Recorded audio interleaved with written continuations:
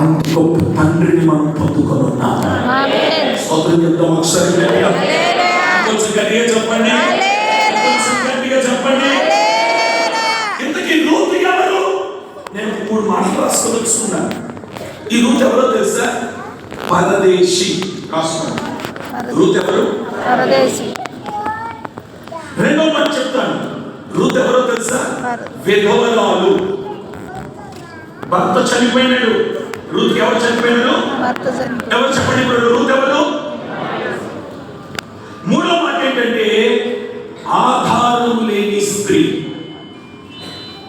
ఏ ఆధారము లేని స్త్రీ? ఇక్కడ కూర్చున్న సహోదరి సహోదరుల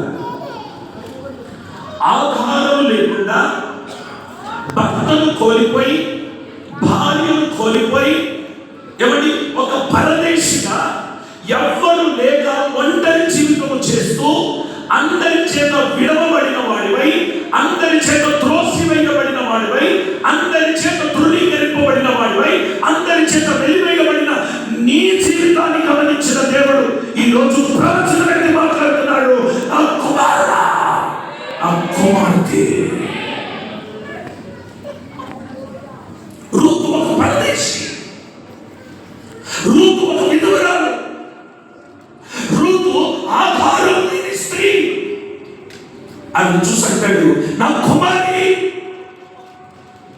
ఈరోజు నాకు ఎవరు లేరు, నాకు ఆధారం లేదు, నా భర్త లేడు, భార్య లేడు, ఒక పక్కన తల్లిదండ్రులు లేరు, నేను ఒంటరి దానిని, ఒంటరి వాడిని, నేను ఒక పరదేశిని, నాకంటూ ఎవ్వరు లేరు, నన్ను ఆదరించేవారు లేరు, నన్ను ఓదార్చేవారు లేరు అని నీవు అనుకున్నావే. ఈ నెల నీతోనే ప్రభు మాట్లాడుతున్నాడు. నీవు నా కుమారుడివి, నీవు నా కుమార్తెవే.